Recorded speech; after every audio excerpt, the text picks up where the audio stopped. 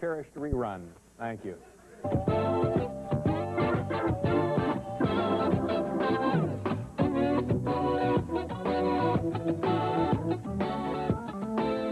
From New York, where people commute in high-speed pneumatic tubes, it's Late Night with David Letterman. Tonight, singer Tracy Ullman, comedian Amazing Jonathan, and a U.S. Customs smuggling demonstration with Susan Mitchell. Also, Dave's Video Funhouse.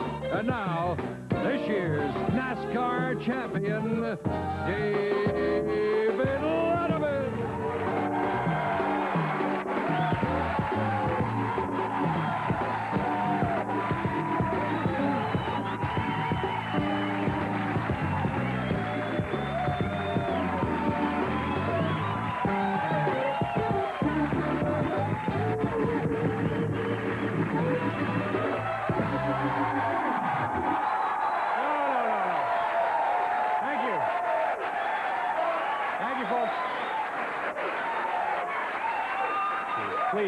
Please.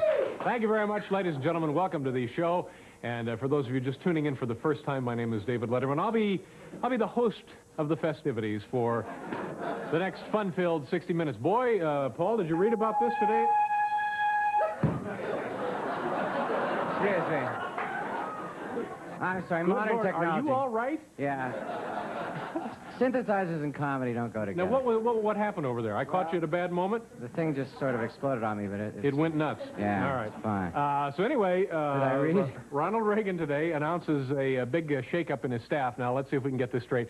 He is sending Jim Baker will now become the new Secretary of the Treasury, and Donald Reagan will become the White House Chief of Staff. And he's also creating a new cabinet position. It's the Department of Inauguration Scab Labor. So that will be a... I don't know, I get the feeling we didn't understand that. Do we understand that? Just not that funny. Oh, I see. Well, another today would have been Elvis Presley's 50th birthday. Now, this is interesting. I was reading on the cover of the Wall Street Journal today. If you laid every Elvis impersonator in this country and...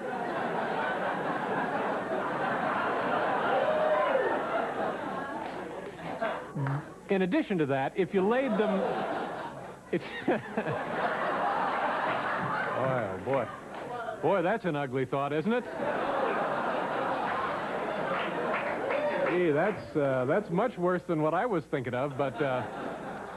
I'm sorry for the kids looking in tonight. Now, let's get back to this. We're not here to have fun. Now, you take the Elvis Presley impersonators and you lay them end to end.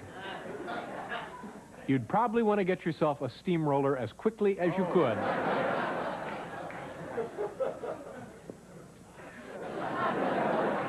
We have a good show tonight, boy. It's going to be exciting. I'll tell you who's on the show in a minute. Here's Paul Schaefer. Paul, now... Wow. Thank you very much. Thank you. David, I'll tell you, I've been feeling very guilty about something. About what? Well, this whole Dick Clark thing. Now, are you with... Are you with me? I haven't been saying anything. I've been trying to be with you on this, but I thought about it, and this is actually true. In grade 9, first biography I had to do of someone that I admired. You had to write up a biography about the life of a person you admired. Yeah, I did my biography on Dick Clark. And, you know, this was 20 years ago.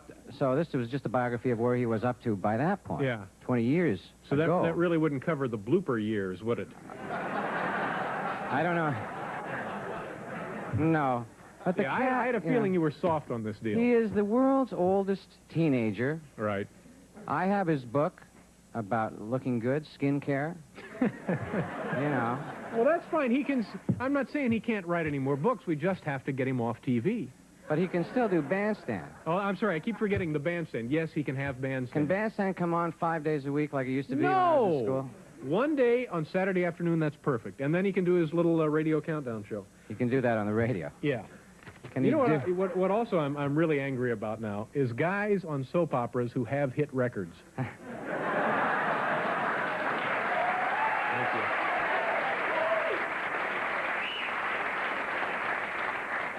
We really have to stop those guys. Well, this morning up in the Phil Donahue studios, and by the way, aren't we all getting sick of this Phil Donahue nonsense?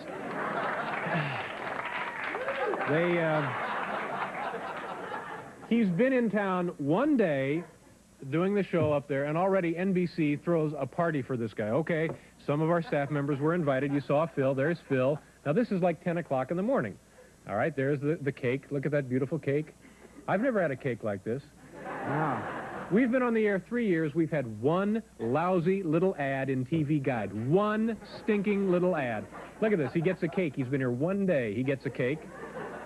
All right, and there's Phil talking to this guy. Looks like he's probably from facilities.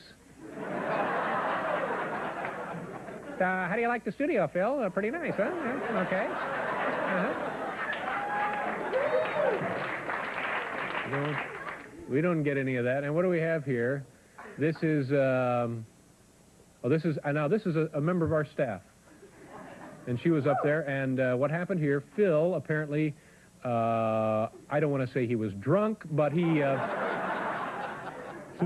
spilled a mimosa on this young woman's sweater. They had mimosas up there. Yeah, they had mimosas. Very We don't nice. get mimosas. We don't get anything. And look who else was there. Our own Bob Rooney was at the... Okay. What are we doing now? We got a wonderful show for you. Let me tell you who's here. Tracy Ullman is here. We have a woman from United States Customs. Her name is Susan Mitchell. She's here. And a man named the amazing Jonathan. But first, before we get to all of that, and believe me, we will get to all of that, it's time for another installment of Dave's Video Funhouse. Take it away, Paul.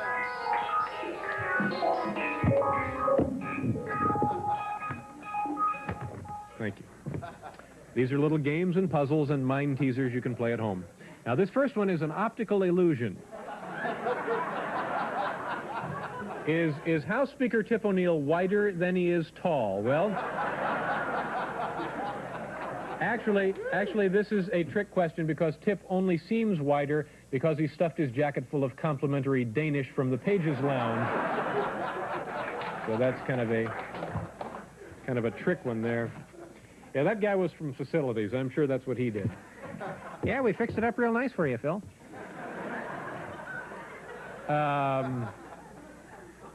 What do critics generally regard as Pia Zadora's greatest role?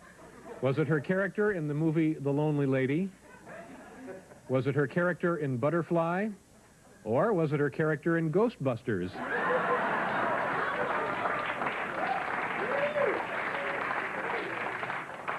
I've gotten these all out of order, haven't I? I've started at the wrong end. That's what happened. Oh, here's the front. I'm sorry. You'll still enjoy it just as well. Don't worry. The American Association of Architects recently voted this the most remarkable engineering achievement of the century. A, the Sears Tower in Chicago. B, the Hoover Dam in Arizona. C, Lonnie Anderson's hair.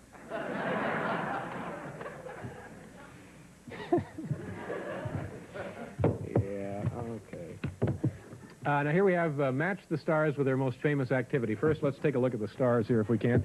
We have Willie Nelson, then we have Jack Nicholson, and down here we have Charlene Tilton. Okay, now, Willie Nelson, I think, goes over here with the 4th of July picnic, and Jack Nicholson, I think you see him all the time at Los Angeles Lakers games, and I think with Charlene Tilton, it's 2 for 1 night at Kentucky Fried Chicken. I think that's what that is.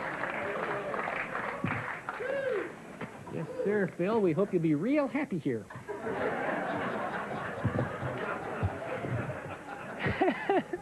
If you ever need anything, just call me.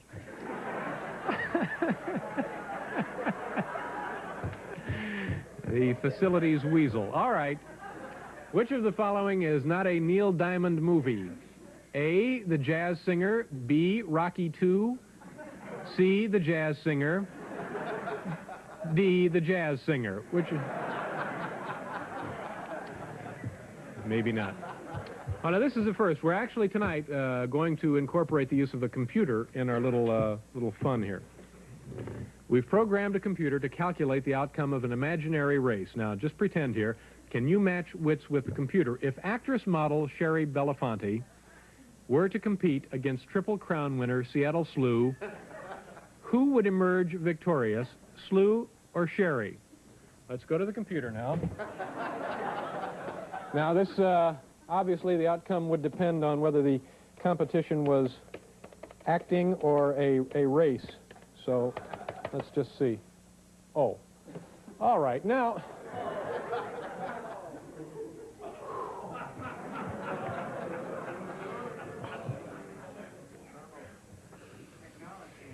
Yeah, they don't seem to go together, do they? Don't go together. All right. Well, fortunately, we have a few left here, so... name the product endorsed by the star. Here we have Linda Evans. All right. I think with Linda Evans, it's shampoo. Yeah, shampoo there. Cliff Robertson. Oh, that's easy. That would be the telephone company. And Bill Cosby, let's see. That's everything else. That's right. Okay.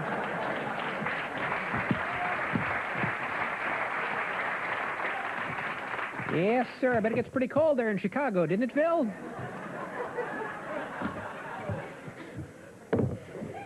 Here's a puzzle you won't have to set aside the whole afternoon to do. This one is connect the dots and you'll see Prince's mustache.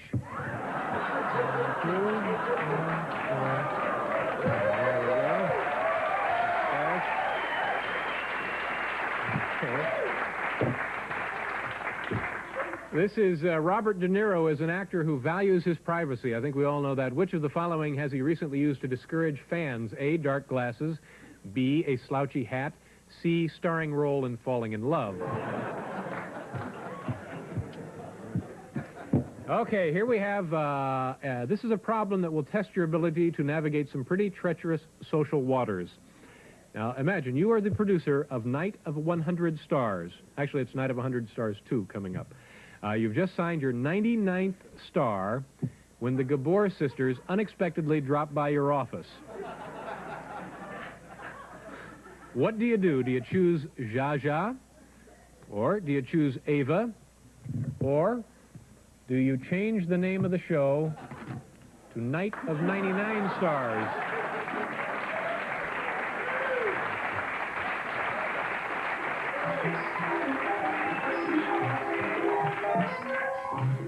Okay, we got a good program for you tonight, ladies and gentlemen. Don't worry about nothing. Tracy Ullman will be here. We have to go away, but we'll be right back.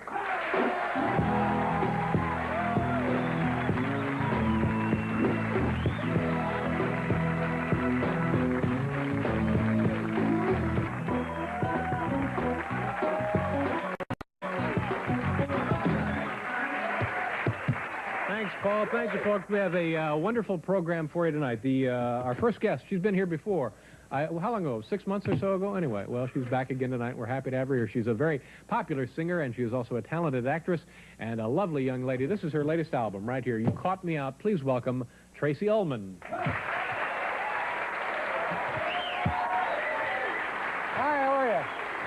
Nice to see you again, Tracy. Have a seat, won't you?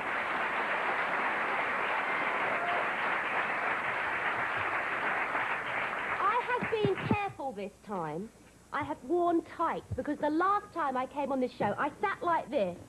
Look at that, it's disgusting. When I looked, it was Cellulite City. It was disgusting, and he kept looking at my legs the whole show. And these cameras were everywhere. I was so disgusted. Men with gaps in their teeth, my mother said. No, men with gaps in their teeth are oversexed. Sorry about that. Nice to have you back on the show. Nice to see you. That's a very nice, how would you describe that look, though? That's kind of a winter, what would you say that is?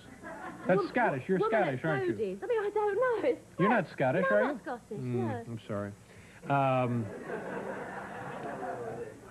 Now, tell me about the photos on the back of this album. What are we doing here? They're very funny looking. I mean, they're obviously supposed to be humorous. Well, you know when you...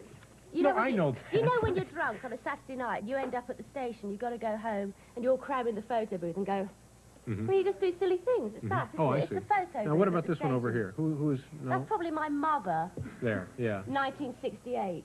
The passport photo of my mother in 1968. Yes. Does Mom think that's funny? Probably not, no. All right, and on the front, what are we doing here on the front? That's me just very over-made up with a ridiculous wig on, looking pretty ugly, I suppose, David. How is the album doing? It's doing okay. I go down big in Norway. I've done very well in Norway. Yeah, you're a global star, aren't you? Yes, places like Norway, they go, you are funny, yes, when you're crossing your eyes. We are laughing, laughing, laughing. They love that. They like that? They like that. You cross your eyes in Norway, and you're a national hero. They just love it. And what about other places, like Germany? Are you popular in Germany? I go to Germany. I go to Holland a lot. And Denmark. I did a terrible, oh my God, this program I did in Denmark called Shh, It's Saturday. Was terrible. That's the name of the show? It's Saturday? Saturday. They pronounce it like that. Yeah. It's Saturday. And it was just terrible. The guy, it was a live 3-hour show, and when I came to go on, the guy had a brainstorm and forgot my name and his. He was going, I don't know where I am, I don't know where I am, I don't know what I'm doing, I don't know what... It was terrible, yeah. I did a show in Germany where I was on before the lace maker. Lace making? Well, that's not right. You know you're not popular, you know what I mean? When you go on before the lace maker... Is this a big show, a well-regarded, established show? It was just like, goes out to like 4 people in Cologne or something. So, you know, anyway. Now tell me about this movie with Meryl Streep. That's a pretty neat deal, isn't it? Yes, What's the name of the film? I just completed that. Sound like a really beautiful actress being interviewed on a chat show. I just finished that. That was beautiful. And I did that for about 4 months. So it's a nice part because I get to be serious as well as... What's the name of the film? Music. It's called Plenty, and it's out in the fall. Who else is in this epic? Sting. I call him that. We're so friendly with each other now. I can call him Sting, you know, and he doesn't mind. And Sir John Gielgud. You know him? Now, what do you call Sir? Yeah, I know John Gielgud. Yeah. Johnny, baby. What do you? Now, how was that? Had you known him before the film? Yeah, he was very shocked one day because I said to him, Sir John, do you know that I make pop records and that I wear a Lurex miniskirt and do silly things? He went, no, my dear, I don't. I wouldn't know. My younger friends would probably know. So he didn't know at all, you see. But he was very nice. And it was a good film. Yeah. That's it. And what's Meryl Streep like? Lovely girl. Is she? Such a nice girl. It's so nice because people are so false, you know. Tantrums on the set, though? None at all. I have to tell her at 3 o'clock, Meryl, have a tantrum. Because she wouldn't have them. She's such a nice Well, now, this person. is a big... she only does important films. I know. So this is... We're talking Oscars again, you know. She's fabulous. Yeah. What a lovely And what is your part in the film? What do you play? I play a sort of very strange person who's,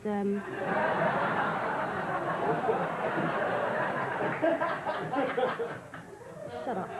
I'm sort of playing like a hippie in 1946. Yes.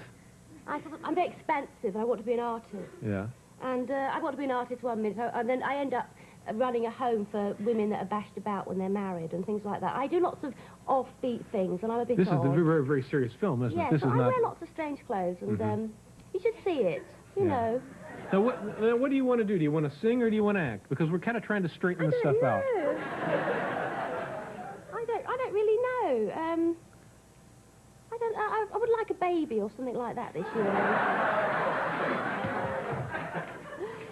Oh, would you imagine me with a baby? It'd be terrible. No, it'd be great. You'd be a fine mother. What do you mean it'd be terrible? How old are you? Well, I've got a dog, you see, called Binky Beaumont, and I treat him like my baby at the moment. Yeah, well, you have to go on. Anything like you have to go on with the baby as I am with my dog.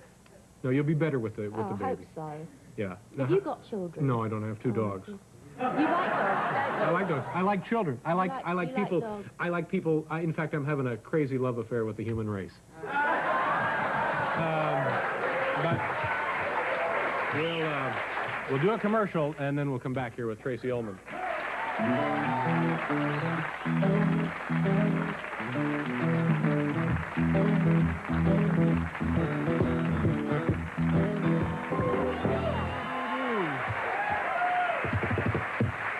Tracy Ullman is here. Now, in addition to the film Plenty, which was shot, you just told me, in England primarily? But so you live still in England. You're not going to... When are you going to move to Los Angeles? Are you going to move? We have a house in Los Angeles. It's beautiful. Yeah. And, well,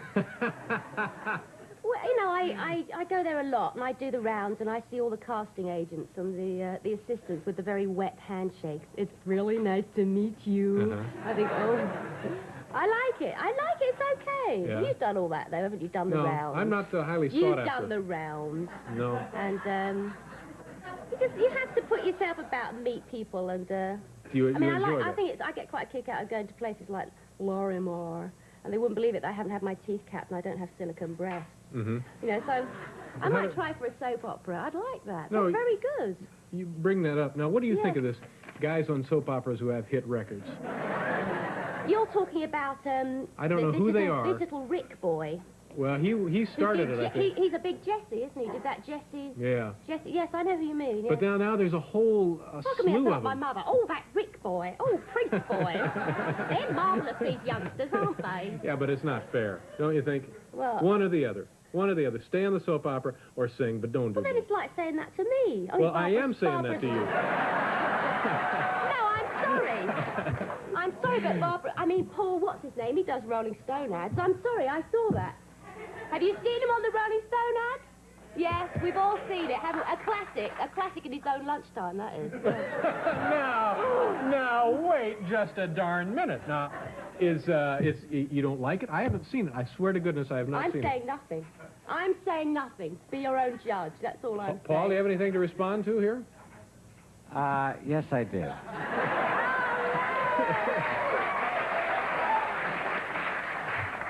I couldn't get Paul McCartney to be in it with me, babe, and I had to do the best I could do. You know, it's a nutty thing. We come out. Certain funds. I don't know what we're talking about. I haven't do seen it, I. but I you know, whatever. Certain funds were transferred into certain mutual Yeah. accounts, Oh, I see. and you know. Yes. All right, now tell me. Now, let's get back to you here. Now, I did an advert once. for Rolling Stone. No, it was for a low-calorie soup, and I had to wear an electronic cow's head. Oh, And well, I had you're one to talk, then. Yeah, I know. I'm one to talk for. I had to pretend to eat yogurt, and it was so heavy, my head was going like this. Go, boom.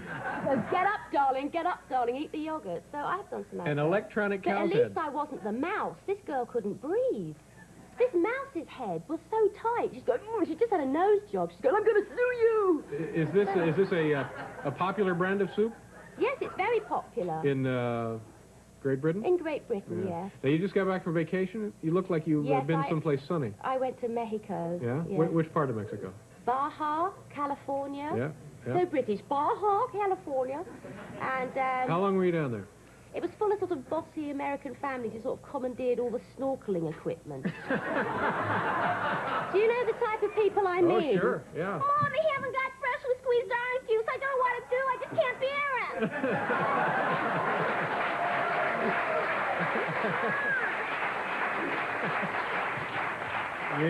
Yeah. They were sort of, you know, they commandeered everything. Now, what all did you do besides try to snorkel?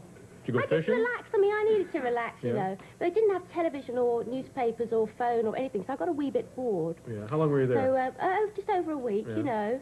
And what would you do? Did you go out and eat? What kind of food did you eat? What do I know this for? Well, we had a lot of lobster, Uh-huh. David, and things like that. Yeah. We kicked back. Is that the expression? We kicked back? Yeah? Yeah. Okay. It was beautiful. We had a really beautiful time. Yeah. Well, that's great. Yeah. Now, when you go away, what happens to your dogs? Where are your dogs? Are they in Great Britain? Binky Vermont's with Auntie Susanna. Mhm. But you see, you know what Binky's had done, don't you? He's had a complete costume made. You know, this is the anniversary of Elvis's, that would have been his 50th birthday, wouldn't it? That's Binky right. Vermont has had a Vegas cape made. He's a Yorkshire Terrier, this is true, and he pulls out little scars at the end of his act when he does, I just can't help believing. And he's got a bellhop outfit, and he has the state clothes with the crest of Vermont and a Richard III crown. Wow. Now you know why I worry about having babies. Oh, yeah. Well, now I see what you were getting at. Yeah. Yeah, you don't want to do that to a child. That would make a very peculiar adult. I know. Yeah. Yeah. Yeah. Gee, well, I'm glad things are going so great for you. Yes, This I'm movie, so now, Meryl happy. Streep, she's not fooling around. This is big-time This stuff. is big-time stuff. Yeah. It's not a bit of class. Now, so I have a feeling that this probably, you won't come back and see us now. This movie will come out and it'll be a I huge hope hit. not, David. I really hope not. I don't want to have to keep coming back and seeing this man. I'm sorry, you know. I'm now a sex symbol. And well, you were always... I was always a sex Sure, symbol. sure, but now Yeah. you're a big-time actress. Yeah. All right, now, good to see you again. Good to Now, see where are you you. going? Which way? What, now? Well, I'm... No. Are you going back to The England, old or are you gags, going... The gags. Yes, I'm going home. Now, I'm going home. is that a real accent, by the way? Do you know, I've got a terrible accent. My mother was absolutely like that, and we used to go to Jim Carlos and have ponies and drive Volvos. and then I sort of lived with a chap in the East End of London. I started talking like that. Uh-huh. You know what I mean? If you had a choice, though, which would you select for yourself? Well, I think my mother would like me to speak nicely and do really frightfully clever quizzes. And I've met Princess Diana, though. And I think my mother would prefer it if I was posh, but if you can't have it, you know, I'm just common. But you lapse so easily and so readily into, I guess, what is a silly American accent. Yes. Oh, thank you. A silly American. Yes, I love doing accents. It's one of my interests. Yeah, but it's so natural that one would think that maybe that was the real accent. Yeah, really? Yeah. Oh, yeah. Well, that's good. That's good. Yeah. Yeah. A little No, intrigue. I'm just common, everybody. That's all I am. I'm just common. I've just got a common accent. Well, nice to see you again. Nice to see you. Thank you. Come back again, please. He's a lovely boy. We'll be right back, folks. Station identification.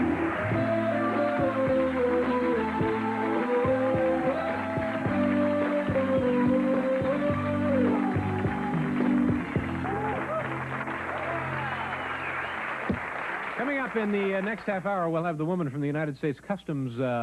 She'll be here. Her name is Susan Mitchell, and show you how those folks sneak things through customs, or not. They get caught, and then they go to a federal prison in Kansas. Well, they do, don't they? They go to Leavenworth. Yeah. You can't bring illegal stuff into the country. You'll do time. Tomorrow on this program, comedian Jay Leno will be here, and film critic Roger Ebert will also be here without his partner, Gene Siskel. He's here by himself. And here's something to jot down somewhere. Saturday, January 26th at 11:30, we will be having our special 90-minute third anniversary television program, and we're hoping like hell to get an ad in TV Guide for it. Keep your fingers crossed. If everything goes well, we'll get us an ad, and we'll be very happy. Well, you know, Paul, as I was driving into work this morning, I got to thinking, I wonder what Kenny the gardener is up to. You know, I missed the little guy. You miss Kenny the gardener? Yeah, I do. Well, you know, coincidentally, he's here this evening. I see him backstage right now. Kenny the gardener. Paul, why don't you go ahead and bring him out here? Bring him on. Yeah, Kenny the gardener is here, bringing us plants and good cheer. When he wheels out his cart, he'll steal your heart, 'cause Kenny, that crazy Kenny, yeah, Kenny the gardener is here. Hi, Kenny, how are you? Hiya, Mr. Letterman. Well, hi there, Kenny. Kenny, I'll be with you in just a minute. I have to read this disclaimer first. The character portrayed in this sketch represents only a tiny portion of America's gardeners, the large majority of whom are hardworking, patriotic citizens and an asset to our great nation. Okay. So, how you been, Kenny? What? I said, how are you doing? Oh, fine, but yesterday I fell off a 40-foot ladder. Oh, my gosh. You fell off a 40-foot ladder. Well, were you hurt badly? What? I said, were you hurt badly? Oh, no, I fell off the first rung. Folks, this time I got away with a few bruises, but next time I might not be so lucky. Remember, climbing a ladder is like applause. It takes two hands to do it properly. Well, thank you, Kenny. Thank you, Kenny. Now, Kenny, as always, with your little visits, you've given us something to ponder, but how about now doing a song for us? What? I said, how about doing a song for us? Oh, sure. Oh, good. Kenny, sure. Tonight I heard the wild goose cry, winging north in the lonely sky. Tried to sleep, but it weren't no use, 'cause I am a brother to the old wild goose. My heart knows what the wild goose knows, and I must go where the wild goose goes. Wild goose, brother goose, which is best, a wandering foot or a hard get red. Good night, everybody.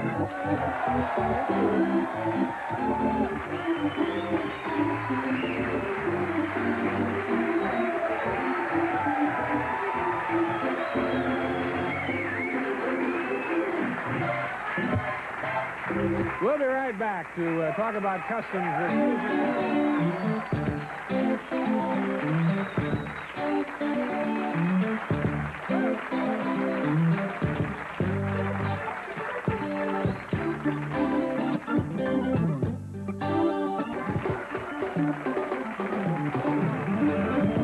Thanks, Paul. My next guest is a United States Customs agent based here in New York City at Kennedy Airport, and it is her job to spot and arrest all those shifty-looking creeps trying to smuggle things into this country. Here she is tonight with some of her favorite techniques for finding out who those folks are. This is Susan Mitchell. Hi, Susan. Nice to see you. All right. Now, you're out there at the airport. It's always crowded. It's always hectic. A lot of folks running around. Now, is it always, do you always stop the shifty-looking folks and really give them a thorough going over? Not always. Sometimes for a change, you stop the normal-looking person. And who is it usually doing something illegal, the shifty-looking creeps or the normal-looking folks? Shifty. Yeah. So that would be any other signs that you look for? Well, you have to talk to the people, actually ask some questions and see how they respond to you. What do you say to them? You actually see their paperwork, their tickets, passports, things like that. Now, if somebody's got something illegal, do they get really nervous or? Usually. Yeah. Yeah, they'll start shaking or they'll hesitate. Yeah. Things like that. And do you find that there is, well, I guess probably the most common thing they're trying to sneak in here is illegal drugs, right? Right. Okay. And then show us now some of the stuff that it comes in. Okay. We'll start with these books, normal-looking books, right? A hollowed-out book, sure. But they're hollowed out in the middle. Yeah. This one had some heroin inside. Good Lord. What is the name of the book? Oh, this is great. Your little gardener could have used it. Yeah, this would be good for Kenny. 10,000 gardening questions answered. I don't know, though. If I'm bringing in heroin into this country, I don't know that this seems like it wouldn't be that good a place to hide it. Obviously not. Well, you could stick it under your arm or in the middle of the rest of your suitcases. Do you remember what this person looked like? Were they nervous, shaken, sweating? I think when they were stopped, all of a sudden the book started. Then it's like you hide the book. Yeah, yeah. So. Yeah. What's the best way to get through unnoticed? Just be as calm and relaxed as you can? I can't tell you that. Okay. And another book? What was in here? This was marijuana inside. Okay. And again, it just doesn't seem like you're going to find the book there. Okay. What else do we have? Okay. These were knives that were found in cargo coming out of Pakistan, and there was heroin. Straws of heroin inside the handles of the knives. Oh, brother. Now, were you in on any of these? Yeah, the knives I definitely was. As a matter of fact, on this, there was 10,000 knives, say, in the shipment, and only about 100 were loaded. The rest were legitimate knives that could be sold. Yeah, it's always the loaded knife that hurts somebody. That's right. But what was that like? You see the folks coming through. Was it like probably not a family? It was probably, what, two couple of guys? No, this was in cargo. Oh, it was in cargo. This was like 5 cartons. Oh, so there's nobody there. Yeah. And then what do you wait for somebody to pick it up, or? Yes, they do a controlled delivery, it's called. I don't know what that is. Well, once you find the drugs, then you wait for somebody to pick it up, and that's when you arrest them. Okay, but you were just in on finding the stuff. All right, came in the handles of the knives. What else? Okay, these are batteries that had cocaine inside of them.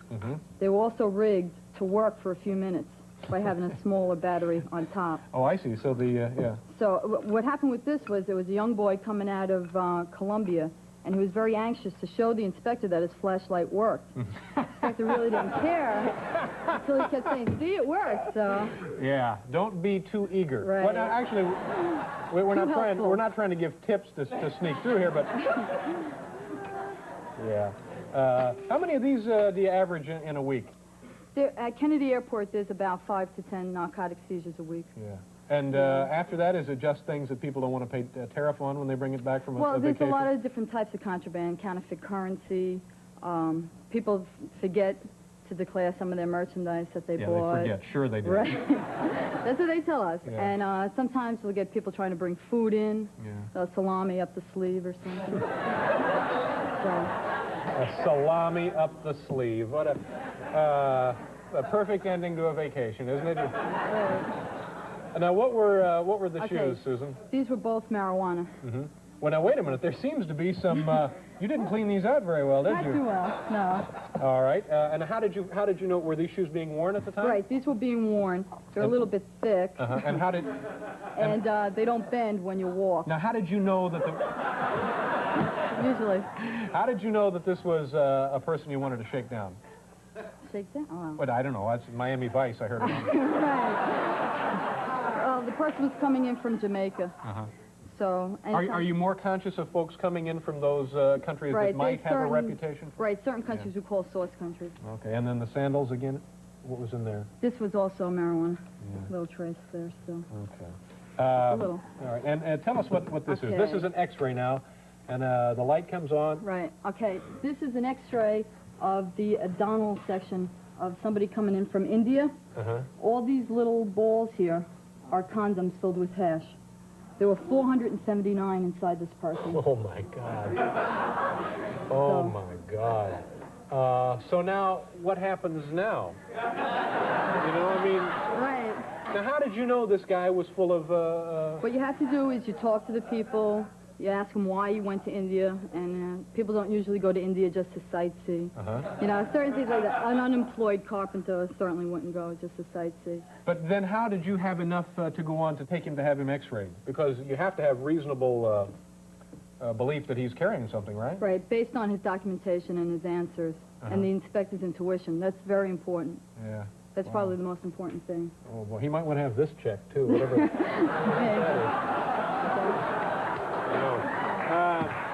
Susan, it was nice meeting you. Thank you very much for being here. We'll be back with the amazing Jonathan.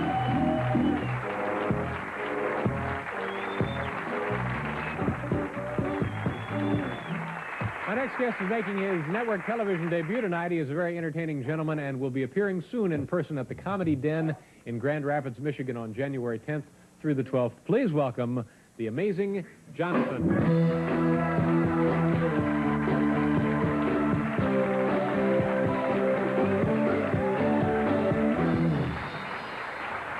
Thank you very much. New York. It's great. Had fun in Central Park today, boy. Teasing all the bums. Hungry, are ya? I love it. You need $1. Oh, here you go. Sorry, a lot of you probably think that's cruel. But you gotta watch those bums. I'm telling you, they're shifty. I saw one today pretending like he was blind, trying to sell his pencils. Now, I know if they're blind or not, because if I try to visually freak them out, this usually works real good. If that doesn't work, I buy one of their pencils and do this. Ah! Oh!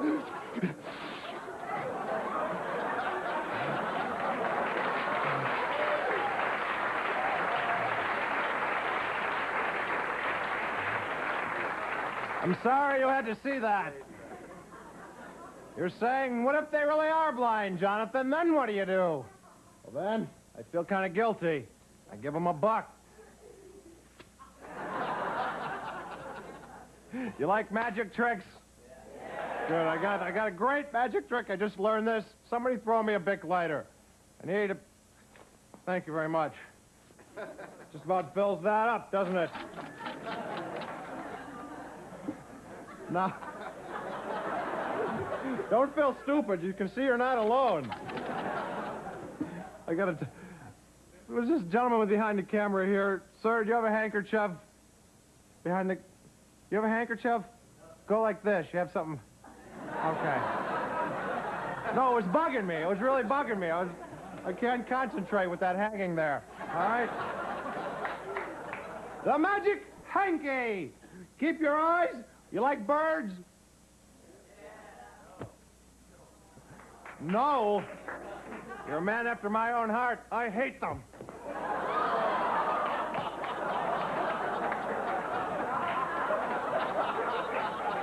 I'm sorry you had to see that. Sometimes I do... Oh, knock it off. Come on, you're like a bunch of kids. Sometimes I do that for kids, and I have to explain to them, look, it's a real bird.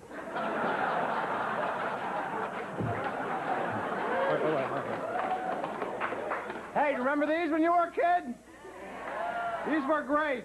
They really have changed quite a bit. I'm kind of mad at the toy company who makes this now. Do you remember what they had around here when we were kids? Animals. Now they have careers.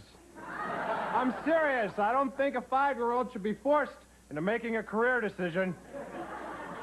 That's not what makes me mad. It's the realism behind this toy that they're trying to... Listen to this. Here's an example. The policeman. The policeman says, "Please, punk, or I'll blow your damn head off." Oh. Freeze or I'll blow your damn head off? I don't want my niece or nephew playing with this. This one shouldn't even be on here. The gynecologist says... No, I won't even do it. The gynecologist says... I'm sorry, I'd rather have my niece or nephew playing, maybe even just watching those stupid, mindless cartoons. Because they're not as dangerous as the toys they have nowadays. Remember this scene from my favorite cartoon? The Brick Wall. Ah!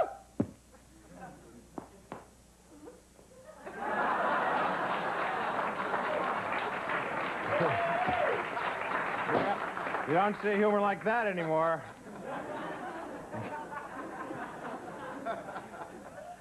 Well, I gotta wrap things up. I just had to show you this before I get going. I ate the NBC commissary today, and I found this soy sauce bucket with a nuclear warning sticker on it. And in fine print, do not place this near your head. In fine print, so that you have to get it near your head to read it. Now, I'm not saying it's very dangerous, because I've had this near my head